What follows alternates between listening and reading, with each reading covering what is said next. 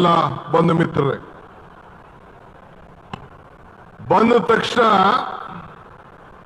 ಯಶವಂತಗೌಡ ಪಾಟೀಲ್ ಅವರು ಒಂದು ನಿಂಬೆಹಣ್ಣನ್ನ ನಮ್ಗೆಲ್ಲರೂ ಕೂಡ ಕೊಟ್ಟಿದ್ದಾರೆ. ಸರ್ವಜ್ಞ ಒಂದ್ ಕಡೆ ಒಂದು ಮಾತು ಹೇಳ್ತಾನೆ, ನಿಂಬೆಗಿಂ ಹುಳಿ ಇಲ್ಲ, ದುಂಬಿಗಿಂ ಕರಿ ಇಲ್ಲ, ಶಂಭುಕಿನ ಅಧಿಕ ದೇವನಿಲ್ಲ. ಅಂದ್ರೆ ಎಲ್ಲ ಹುಳಿಗಳಕ್ಕಿಂತ ಶ್ರೇಷ್ಠವಾದದ್ದು ಈ ನಿಂಬೆಹಣ್ಣು ಹುಳಿ ಅಂತೆ. ದ್ರಾಕ್ಷಿ ಹುಳಿ, ಹುಣಸೆಹಣ್ಣು ಹುಳಿ, ಮಾವಿನಹಣ್ಣು ಹುಳಿ, ಹಿಂಗೆ ಎಲ್ಲ ಹುಳಿಗಳಕ್ಕಿಂತ ಬಹಳ ಶ್ರೇಷ್ಠವಾದದ್ದು ಈ ನಿಂಬೆಹಣ್ಣು ಹುಳಿ. ಅದಾದ ಮೇಲೆ ಹೇಳ್ತಾರೆ ದುಂಬಿಗಿಂ ಕರಿ ಇಲ್ಲ ಅಂದ್ರೆ ಈ ಕಪ್ಪು ನೋಡಿ, ನನ್ನ ಶಾಲಲ್ಲಿದೆ, ಕೂದಲಲ್ಲಿದೆ, ಮೈಕಲ್ಲಿದೆ, ಬಟ್ಟೆಯಲ್ಲಿದೆ. ಆ ಹಳ್ಳಿಗಳಲ್ಲಿರುವಂತ ದುಂಬಿ ಮಗಕ್ಕೆ ಗ್ಲಾಸ್ ಅಲ್ಲಿ ಹೊಡೆದಂಗೆ ಹೊಡಿತಾ ಇರ್ತದಂತೆ. ಶ್ರೇಷ್ಠವಾದಂತ ಕಪ್ಪು ಆ ದುಂಬಿ ಮೇಲೆ ಇರ್ತದಂತೆ. ನಿಂಬೆಗಿಂ ಹುಳಿ ಇಲ್ಲ, ದುಂಬಿಂ ಕರಿ ಇಲ್ಲ, ಮತ್ತು ಶಂಭುಕಿನ್ನ ಅಧಿಕ ದೇವನಿಲ್ಲ. ಅಂದ್ರೆ ಎಲ್ಲಾ ದೇವರಿಗಿನ್ನ ನಮ್ಮ ಹಿಂದೂ ಧರ್ಮದಲ್ಲಿ ದೊಡ್ಡ ದೇವರು ಶಂಭು ಅಂದ್ರೆ ಈಶ್ವರ, ಶಿವ, ಪರಮೇಶ್ವರ. ಅವರು ದೊಡ್ಡ ದೇವರು ಅಂತೇಳಿ ನಮ್ಮಲ್ಲಿ ಒಂದು ಸಂಪ್ರದಾಯ, ನಮ್ಮ ನಂಬಿಕೆ. ಅದಾದ ಮೇಲೆ ಕೊನೆಗೆ ಏನ್ ಹೇಳ್ತಾರೆ ಅಂದ್ರೆ ನಿಂಬೆಗಿಂ ಹುಳಿ ಇಲ್ಲ, ದುಂಬಿಗಿಂ ಕರಿ ಇಲ್ಲ, ಶಂಭುಕಿನ ಅಧಿಕ ದೇವನಿಲ್ಲ, ನಂಬಿಕೆಗಿನ್ನ ದೊಡ್ಡ ಗುಣ ಇಲ್ಲ ಅಂತ. ಅಂದ್ರೆ ಎಲ್ಲಾ ಗುಣಗಳಕ್ಕಿಂತ ದೊಡ್ಡ ಗುಣ ಯಾವ್ದಪ್ಪ ಅಂದ್ರೆ ನಂಬಿಕೆ. ಹಂಗೆ ನಾವೆಲ್ಲ ಇಷ್ಟು ಜನ ಮಂತ್ರಿಗಳು, ಸರ್ಕಾರ, ಈ ಇಂಡಿ ತಾಲೂಕಿನ ಮಹಾಜನತೆ ಮೇಲೆ ನೀವು ಸತತವಾಗಿ 3 ಬಾರಿ ನಮ್ಮ ಯಶವಂತಗೌಡ ಪಾಟೀಲ್ ಅವರನ್ನ ಆಯ್ಕೆ ಮಾಡಿ ಸುಮಾರು ಇವತ್ತು 5,000 ಕೋಟಿ ರೂಪಾಯಿಯನ್ನ ಪಡ್ಕೊಳ್ಳುವಂತ ಭಾಗ್ಯ ಪಡೆದಿದ್ದೀರಲ್ಲ, ಇದು ನಿಮ್ಮೆಲ್ಲರ ಭಾಗ್ಯ ಭಾಗ್ಯ ಭಾಗ್ಯ ಅಂತ ನಾನು ಭಾವಿಸ್ಕೊಂಡಿದ್ದೇನೆ. ಈ ಜಿಲ್ಲೆಯಲ್ಲಿ ಒಂದು ಶಾಸಕರನ್ನು ಬಿಟ್ರೆ ಎಲ್ಲ ಶಾಸಕರನ್ನು ಕೂಡ ಆಯ್ಕೆ ಮಾಡಿ ನಮ್ಮ ಸರ್ಕಾರ ನಿಮ್ಮ ಸತತವಾಗಿ ಸೇವೆಯನ್ನು ಮಾಡಲಿಕ್ಕೆ ತಾವು ಸಹಾಯನ ಮಾಡ್ಕೊಂಡು ಬಂದಿದ್ದೀರಿ. ಈ ನಿಂಬೆಹಣ್ಣು ಪೂಜೆಗೂ ಉಪಯೋಗಿಸ್ತೀವಿ, ದೃಷ್ಟಿಗೂ ಉಪಯೋಗಿಸ್ತೀವಿ, ಇದನ್ನ ಊಟಕ್ಕೂ ಉಪಯೋಗಿಸ್ತೀವಿ, ಒಳ್ಳೆ ರುಚಿ ಬರಲಿ ಅಂತೇಳಿ. ಎಲ್ಲ ನಮ್ಮಲ್ಲಿರುವಂತ ಅನೇಕ ಭಾವನೆಗಳ, ಕೆಟ್ಟ ಭಾವನೆಗಳನ್ನ ಇಳಿ ತೆಗೆದಿ, ದೃಷ್ಟಿ ತೆಗೆದಿ ಮನುಷ್ಯನನ್ನ ಶುದ್ಧಿ ಮಾಡಲಿಕ್ಕೂ ನೀವು ಉಪಯೋಗಿಸ್ತೀವಿ. ಅಂತ ನಿಂಬೆಹಣ್ಣಿನ ನಾಡು ಈ ಇಂಡಿ ತಾಲೂಕು. ನಾನು ಎಂ.ಬಿ. ಪಾಟೀಲ್ ಕೇಳ್ತಾ ಇದ್ದೆ, ನಮ್ಮ ಕಡೆ ಈ ನಿಂಬೆಹಣ್ಣು ಬರೋದಿಲ್ವಲ್ಲ, ಎಷ್ಟು ಬೆಳೀತಾರೆ ರೈತರು ಅಂತೇಳಿ. ಬಹಳ ಸಂತೋಷ ಆಯ್ತು. ಈ ಒಂದು ಪವಿತ್ರವಾದಂತಹ ನಾಡಿಗೆ ಬಂದು ಬಹುಶಃ ನಿಮ್ಗೊಂದು ಸತ್ಯ ಹೇಳಬೇಕು ಅಂದ್ರೆ, ನಾನು 2ನೇ ಬಾರಿಗೆ ನೀರಾವರಿ ಸಚಿವರಾದ ಮೇಲೆ ಬೇರೆ ಯಾವ ಕ್ಷೇತ್ರಕ್ಕೂ ನಾನು ಮುಖ್ಯಮಂತ್ರಿಗಳು ಇಷ್ಟು ಹಣ ಕೊಡಲಿಲ್ಲ. ಇಂಡಿ ಕ್ಷೇತ್ರಕ್ಕೆ ಮಾತ್ರ ಎಷ್ಟು ದೊಡ್ಡ ಮೊತ್ತದ ಹಣವನ್ನ ಮೊನ್ನೆ ತಾನೇ ಬೋರ್ಡ್ನಲ್ಲಿ 3,081 ಕೋಟಿ ರೂಪಾಯಿ ವೆಚ್ಚದ ಯೋಜನೆಯನ್ನ ಮಂಜೂರು ಮಾಡಿ ಮೊನ್ನೆ ಶುಕ್ರವಾರ, ಹಿಂದೆ 534 ಕೋಟಿ ರೂಪಾಯಿ, ಇನ್ನೊಂದು 243 ಕೋಟಿ, ಒಟ್ಟು ಸುಮಾರು 4,000ಕ್ಕೂ ಹೆಚ್ಚು ಕೋಟಿ ರೂಪಾಯಿ ಹಣವನ್ನ ಇವತ್ತು ನಿಮಗೆ ಕೊಟ್ಟು ನಿಮ್ಮ ಬದುಕಿಗೆ ಸುಮಾರು ಒಟ್ಟು ಹೆಚ್ಚು ಕಮ್ಮಿ 93,000 ಎಕರೆ ನೀರಾವರಿಗೋಸ್ಕರ ಜಮೀನನ್ನ, ಎಕರೆ ಜಮೀನನ್ನ ಕೊಟ್ಟು ಇವತ್ತು ನಿಮ್ಮ ರೈತರಿಗೋಸ್ಕರ ಸೇವೆಯನ್ನು ಮಾಡಿಕೊಂಡು ಇವತ್ತು ಇಲ್ಲಿಗೆ ಬಂದಿದ್ದೇವೆ. ಇದು ಸಣ್ಣ ಕೆಲಸ ಅಲ್ಲ. ಬೇರೆ ನಮ್ಮ ಕಡೆ ಕ್ಷೇತ್ರಗಳ ಶಾಸಕರು 5 ಕೋಟಿ ಕೊಡಿ, 10 ಕೋಟಿ ಕೊಡಿ, 20 ಕೋಟಿ ಕೊಡಿ, 30 ಕೋಟಿ ಕೊಡಿ ಅಂತ ಕೇಳ್ತಾರೆ.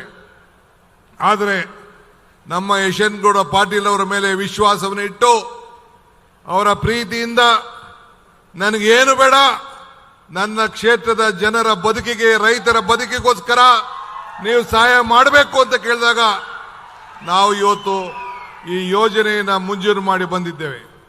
ಹಿಂದೆ ಎಂ.ಬಿ. ಪಾಟೀಲ್ ಅವರ ಕಾಲದಲ್ಲಿ ಆಗಿತ್ತು ಏನೋ ನನಗೆ ಗೊತ್ತಿಲ್ಲ. ಆದರೆ ಇವತ್ತು ಈ ಜಿಲ್ಲೆಯಲ್ಲಿ, ಇಡೀ ರಾಜ್ಯದಲ್ಲಿ ಅತಿ ಹೆಚ್ಚು ಯೋಜನೆಯನ್ನ ನಮ್ಮ ನೀರಾವರಿಗೆ ನಾವು ಕೊಟ್ಕೊಂಡು ಇಲ್ಲಿಗೆ ಬಂದಿದ್ದೇವೆ.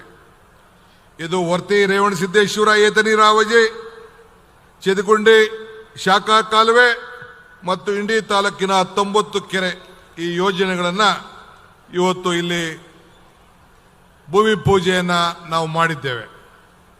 ಇದಲ್ಲದೆ ಸುಮಾರು ಒಟ್ಟು 4157 ಕೋಟಿ ರೂಪಾಯಿ ವಿವಿಧ ಯೋಜನೆಗಳನ್ನು ಅದಕ್ಕೆ ಶಂಕುಸ್ಥಾಪನೆ ಉದ್ಘಾಟನೆ ಕಾರ್ಯಕ್ರಮ ಕೂಡ ಹಮ್ಮಿಕೊಂಡಿದ್ದೇವೆ.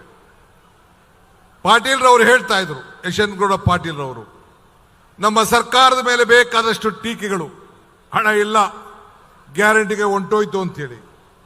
ಇವತ್ತು ತಾನೇ ನಾವು ನಮ್ಮ KSRTC ಅಂದ್ರೆ ಸಾರಿಗೆ ಇಲಾಖೆ ಶಕ್ತಿ ಯೋಜನೆ ಅಡಿಯಲ್ಲಿ ಒಟ್ಟು 500 ಕೋಟಿ ಟ್ರಿಪ್ಗಳನ್ನು ಮಾಡಿ ಅದನ್ನ ಮೊದಲನೇ ಟಿಕೆಟ್ ಅನ್ನ ಮುಖ್ಯಮಂತ್ರಿಗಳು ಅಲ್ಲಿ ಬೆಂಗಳೂರಿನಲ್ಲಿ ಕೊಟ್ಬಿಟ್ಟು ಆ ತಾಯಂದಿರಿಗೆ ಕೊಟ್ಬಿಟ್ಟು ಬಂದರು. ಒಟ್ಟು 12,669 ಕೋಟಿ ರೂಪಾಯಿ ಹಣ ಈಗ ಬಿಡುಗಡೆ ಮಾಡಿದ್ದೇವೆ. ಇದು ನಮ್ಮ ಗ್ಯಾರಂಟಿ ಯೋಜನೆ. ಆದರೆ ಇವತ್ತು ಇಲ್ಲಿ ಏನು ನಾವು 4,157 ಕೋಟಿ ರೂಪಾಯಿ ವೆಚ್ಚದ ಯೋಜನೆ ಇಲ್ಲಿ ಪ್ರಾರಂಭ ಮಾಡ್ತಾ ಇದ್ದೀವಲ್ಲ, ಇದು ಅಭಿವೃದ್ಧಿ. ಅದಕ್ಕೆ ಅವ್ರು ಹೇಳಿದ್ರು, ನಾನು ಹಿಂದೆ ತುಂಗಭದ್ರಾ ಯೋಜನೆಯಲ್ಲಿ ನಮ್ಮ ಹಂಪನಗೌಡರು ಕ್ಷೇತ್ರದಲ್ಲಿ ಯೋಜನೆಯಲ್ಲಿ ನಾನು ಮಾತಾಡಬೇಕಾದ್ರೆ ಹೇಳಿದ್ದೆ, ನಮ್ಮ ಟೀಕೆಗಳು ಸಾಯ್ತವೆ, ಬಿಜೆಪಿಯ ಟೀಕೆಗಳೆಲ್ಲ ಸಾಯ್ತವೆ, ನಮ್ಮ ಕೆಲಸಗಳು ಉಳಿತವೆ. ಅದಕ್ಕೆ ಈ ಎಲ್ಲ ಯೋಜನೆಗಳೇ ಸಾಕ್ಷಿ ಅಂತೇಳಿ ನಾನು ಮಾತಾಡಿದ್ದೆ. ಬಂಧುಗಳೇ, ನಿಮ್ಮೆಲ್ಲರ ಪ್ರೀತಿ ಬಹಳ ಮುಖ್ಯವಾದ್ದು. ವಿಶ್ವಾಸ, ನಂಬಿಕೆ ನಮ್ಮ ಮೇಲೆ ಇಟ್ಟಿದ್ದೀರಿ, ಅದು ಬಹಳ ಮುಖ್ಯವಾದ್ದು. ಇವತ್ತು 5,700 ಜನರ ಉದ್ಯೋಗವನ್ನ KSRTCಯಲ್ಲಿ ನಾವು ಈಗಾಗಲೇ ನಮ್ಮ ಸರ್ಕಾರ ಬಂದ ಮೇಲೆ ಹೊಸದಾಗಿ ಸೃಷ್ಟಿ ಮಾಡಿದ್ದೇವೆ. ಪರಿಶಾದಿ ಪರಿಷ್ಠ ಪಂಗಡದವರಿಗೆ ವಿಶೇಷ ಯೋಜನೆಗಳನ್ನು ತಂದುಕೊಟ್ಟು ಆ ವರ್ಗರಿಗೆ ಸಮಬಾಳು ಸಮಪಾಲು ಅಂತೇಳಿ 2 ಕೋಟಿ ರೂಪಾಯಿವರೆಗೂ ಕೂಡ ಹಣವನ್ನ ಕಾಂಟ್ರಾಕ್ಟ್ ಯೋಜನೆಯನ್ನ ಕೊಡುವಂತ ತೀರ್ಮಾನವನ್ನ ಮಾಡಿದ್ದೇವೆ. ನಮ್ಮ ಕಲ್ಯಾಣ ಕರ್ನಾಟಕದ ನಾಯಕರಿಲ್ಲಿದ್ದಾರೆ. ನಮ್ಮ ಶಿವಾನಂದ್ರವರು, ನಮ್ಮ ಶರಣ ಪಾಟೀಲ್ ಅವರಿದ್ದಾರೆ, ದರ್ಶನಾಪುರ ಅವರಿದ್ದಾರೆ. ವರ್ಷಕ್ಕೆ 5,000 ಕೋಟಿ ರೂಪಾಯಿ ಅಂತೇಳಿ ಮಾತು ಕೊಟ್ಟಿದ್ದು. ಪ್ರತಿ ಕ್ಷೇತ್ರಕ್ಕೂ ಸರಾಸರಿ 100 ಕೋಟಿ ಅಂತೆ ಸುಮಾರು 42-44 ಕ್ಷೇತ್ರ ಇದೆ. 5,000 ಕೋಟಿ ಅನೇಕ ಯೋಜನೆಗಳನ್ನು ಹೋಗಿ ಅಲ್ಲಿ ಉದ್ಘಾಟನೆ ಮಾಡಿಕೊಂಡು ನಾವು ಬಂದಿದ್ದೇವೆ. ಮೊನ್ನೆ ಬೀದರ್ಗೆ ಹೋಗಿದ್ದು ನಾನು, ಮುಖ್ಯಮಂತ್ರಿಗಳು 2,025 ಕೋಟಿ ರೂಪಾಯಿ ವೆಚ್ಚದ ಈ ಕಾರ್ಯಕ್ರಮಗಳನ್ನು ಅಲ್ಲಿ ಪ್ರಾರಂಭ ಮಾಡಿ ಬಂದು, ಪಿರಿಯಾಪಟ್ಟಣಕ್ಕೆ ಹೋಗಿದ್ದು,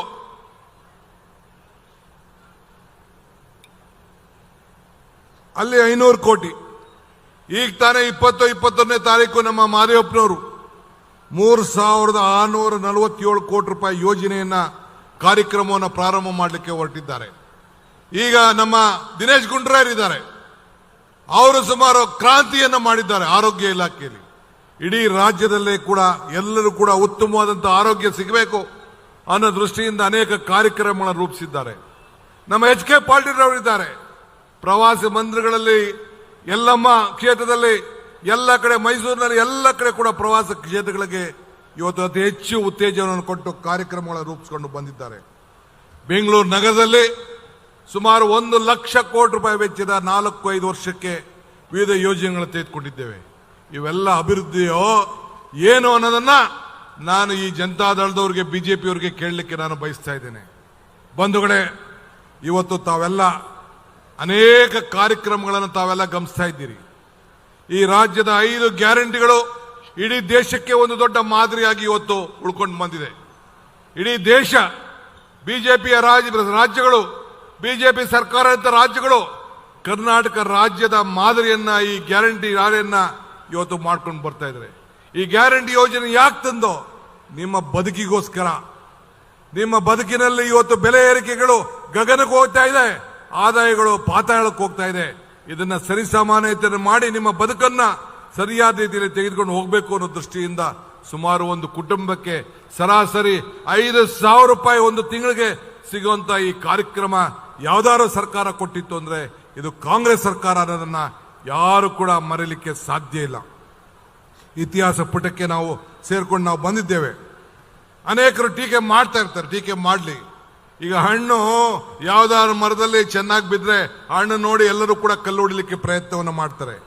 ಆದರೆ ಇವತ್ತು ನಾವು ಮಾಡಿರೋಂಥ ಸಾಧನೆಗಳು ಶಾಶ್ವತವಾಗಿ ಬದುಕಂಥ ಸಾಧನೆಗಳು. ತಮಗೆಲ್ಲ ಒಂದು ಹೇಳಲಿಕ್ಕೆ ನಾನು ಬಯಸ್ತಾ ಇದ್ದೇನೆ. ಇತಿಹಾಸದಲ್ಲಿ ನಮ್ಮ ಕಾಂಗ್ರೆಸ್ ಸರ್ಕಾರ 60-70 ವರ್ಷ ಈ ದೇಶವನ್ನು ಆಳಿದೆ. ಕೊಟ್ಟಂತ ಯೋಜನೆಗಳನ್ನ ಯಾರು ಕೂಡ ಬದಲಾವಣೆಯನ್ನು ಮಾಡೋಕ್ಕಾಗಿಲ್ಲ. ಉಳುವನ್ಗೆ ಭೂಮಿ ಇರ್ಬೋದು, ಪಂಚವಾರ್ಷಿಕ ಯೋಜನೆ ಇರ್ಬೋದು, ಸೈಟ್ ಇರ್ಬೋದು, ಮನೆ ಇರ್ಬೋದು, ಉದ್ಯೋಗ ಖಾತ್ರಿ ಯೋಜನೆ ಇರ್ಬೋದು, ಯಾವುದೇ ಯೋಜನೆ ಇರ್ಬೋದು, ಅಂಗನವಾಡಿ ಯೋಜನೆ ಇರ್ಬೋದು, ಯಾವುದೇ ಯೋಜನೆಗಳನ್ನು ನೀವು ಲೆಕ್ಕ ಹಾಕೊಳ್ಳಿ, ಯಾರು ಕೂಡ ಬದಲಾವಣೆಯನ್ನು ಮಾಡಲಿಕ್ಕೆ ಸಾಧ್ಯ ಇಲ್ಲ. ನಮ್ಮ ಇಂದಿರಾ ಗಾಂಧಿಯವರ ಕಾಲದಲ್ಲಿ old age pension, widow pension ಹಿಂಗೆಲ್ಲ ಕೂಡ ಕೊಟ್ಕೊಂಡು ಬಂದ್ರು, ಬದಲಾವಣೆ ಮಾಡೋಕ್ಕಾಗಲಿಲ್ಲ. ಹಾಗೆ ಇವತ್ತು ಹೇಳ್ತಾ ಇದ್ದೀನಿ, ಈ ಸರ್ಕಾರ ಏನು ಪಂಚ ಗ್ಯಾರಂಟಿಗಳನ್ನು ನಾವು ಕೊಟ್ಟಿದ್ದೇವೆ, ಆ ಗ್ಯಾರಂಟಿಗಳನ್ನ ಯಾರು ಕೂಡ ಬದಲಾವಣೆಯನ್ನು ಮಾಡಲಿಕ್ಕೆ ಸಾಧ್ಯನೇ ಇಲ್ಲ. ಇದನ್ನ ಮತ್ತೆ ನಿಮ್ಗೆ ಹೇಳಲಿಕ್ಕೆ ನಾನು ಬಯಸ್ತಾ ಇದ್ದೀನಿ. ಆದ್ರಿಂದ ನಿಮ್ಮ ಆಶೀರ್ವಾದ ಈ ರಾಜ್ಯದ ಜನತೆಗೋಸ್ಕರ ಇರಲೇಬೇಕು. ಈ ರಾಜ್ಯದ ಜನತೆಗೆ ಒಂದು ಉತ್ತಮವಾದಂಥ ಆಡಳಿತವನ್ನು ನಾವು ಕೊಡ್ತಾ ಇದ್ದೇವೆ. ಇವತ್ತು ಇಂಥ ಅನೇಕ ಯೋಜನೆಗಳನ್ನು ಮುಂದುವರಿಸ್ಕೊಂಡು ನಾವು ಹೋಗ್ತೇವೆ. ಮೊನ್ನೆ ತಾನೇ ಬಳ್ಳಾರಿಯಲ್ಲಿ ನಿಮ್ಮೆಲ್ಲರಿಗೋಸ್ಕರ ತಾಂಡಗಳಲ್ಲಿ ಯಾರ್ಯಾರಿಗೆ ದಾಖಲೆಗಳಿರಲಿಲ್ಲ, ಗೊಲ್ರಟ್ಟಿಗಳಲ್ಲಿ ದಾಖಲೆ ಇರಲಿಲ್ಲ, ಸುಮಾರು 1,11,00,000 ಜನರಿಗೆ ಇವತ್ತು ದಾಖಲೆಯನ್ನು ಕೊಡುವಂತ ಐತಿಹಾಸಿಕ ತೀರ್ಮಾನವನ್ನ ತೆಗೆದುಕೊಂಡದ್ದು ಇದು ಕಾಂಗ್ರೆಸ್ ಸರ್ಕಾರ. ಇದು ಬೇರೆ ಯಾರು ಮಾಡೋಕ್ಕಾಗಲಿಲ್ಲ ಅಂತ ಅನೇಕ ಯೋಜನೆಗಳನ್ನು ಇವತ್ತು ನಾವು ಮಾಡಿಕೊಂಡು ನಾವು ಬಂದಿದ್ದೇವೆ. ಮೊನ್ನೆ ತಾನೇ ಎಲ್ಲ ಕಡೆ ನಮ್ಮ ಸರ್ಕಾರ ಅನೇಕ ಕೇಂದ್ರಗಳಲ್ಲಿ ಹೋಗಿ, ಜಿಲ್ಲೆಗಳಲ್ಲಿ ವಿಭಾಗ ಮಟ್ಟದಲ್ಲಿ ಹೋಗಿ ಕ್ಯಾಬಿನೆಟ್ ಅನ್ನು ಮಾಡಿ ಆ ಭಾಗದ ಅಭಿವೃದ್ಧಿ ಬಗ್ಗೆ ನಾವು ಈಗಾಗಲೇ ಕಾರ್ಯಕ್ರಮಗಳನ್ನು ರೂಪಿಸಿಕೊಂಡು ಮುಂಜಾಗ್ರತೆಯನ್ನು ಮಾಡಿಕೊಂಡು ನಾವು ಬಂದಿದ್ದೇವೆ. ಈಗಾಗಲೇ ಗುಲ್ಬರ್ಗಕ್ಕೆ ಹೋಗಿದ್ದೋ, ಮಹದೇಶ್ವರ ಬೆಟ್ಟಕ್ಕೆ ಹೋಗಿದ್ದೋ, ನಂದಿ ಬೆಟ್ಟಕ್ಕೆ ಹೋಗಿದ್ದೋ. ಮುಂದಿನ ದಿನದಲ್ಲಿ ನಮ್ಮ ಜಿಲ್ಲಾ ಸಚಿವರಾದಂಥ MB ಪಾಟೀಲ್ ಮತ್ತು ನಮ್ಮ ಶಾಸಕರುಗಳು ಶಿವಾನಂದ ಪಾಟೀಲ್ರವರು ಅವರೆಲ್ಲರೂ ಕೂಡ ಮುಂದೆ ಇದನ್ನ ಬಿಜಾಪುರಲ್ಲಿ ಮಾಡಬೇಕು ಅಂತೇಳಿ ಮುಖ್ಯಮಂತ್ರಿಗಳಲ್ಲಿ ಒತ್ತಾಯನ ಮಾಡಿದ್ದಾರೆ. ಮುಂದಕ್ಕೂ ಕೂಡ ಈ ಭಾಗವನ್ನ ನಾವು ಇಲ್ಲಿ ಬಂದು ಬಿಜಾಪುರದಲ್ಲಿ ಮಾಡಿ ಅನೇಕ ಯೋಜನೆಗಳನ್ನು ನಾವು ಪ್ರಕಟಣೆ ಮಾಡಲಿಕ್ಕೆ ನಾವು ಬದ್ಧವಾಗಿದ್ದೇವೆ.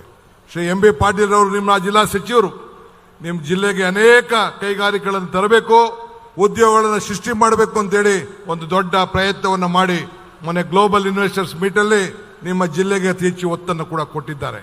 ಹಿಂಗೆ ಎಲ್ಲ ಶಾಸಕರು, ಶಿವಾನಂದ ಪಾಟೀಲ್ ಇರ್ಬೋದು, ಇವತ್ತು ಈ ಕಾರ್ಯಕ್ರಮ ನಮ್ಮ ನಾಗ್ಠಾಣ ಶಾಸಕರು ಏನಿಲ್ಲಿ ಕೂತಿದ್ದಾರೆ, ಕುಡಗೋಡವರು, ಅವರ ಕ್ಷೇತ್ರದಕ್ಕೂ ಕೂಡ ಇವತ್ತು ಸುಮಾರು 20,000ಕ್ಕೂ ಹೆಚ್ಚು ಎಕರೆಗಳಿಗೆ ನೀರಾವರಿ ಕೊಡುವಂತಹ ಕಾರ್ಯಕ್ರಮ ಕೂಡ ಇವತ್ತು ನಾವು ರೂಪಿಸಿದ್ದೇವೆ. ಅವರ ಕೈಯನ್ನು ಕೂಡ ಬಲಪಡಿಸಲಿಕ್ಕೆ ಅನೇಕ ಕಾರ್ಯಕ್ರಮಗಳನ್ನು ಇವತ್ತು ನಾವು ಹಾಕೊಂಡು ನಾವು ಬಂದಿದ್ದೇವೆ. ಆದ್ರಿಂದ ನಾನು ಇನ್ನು ಹೆಚ್ಚಿಗೆ ಮಾತಾಡೋದಿಲ್ಲ.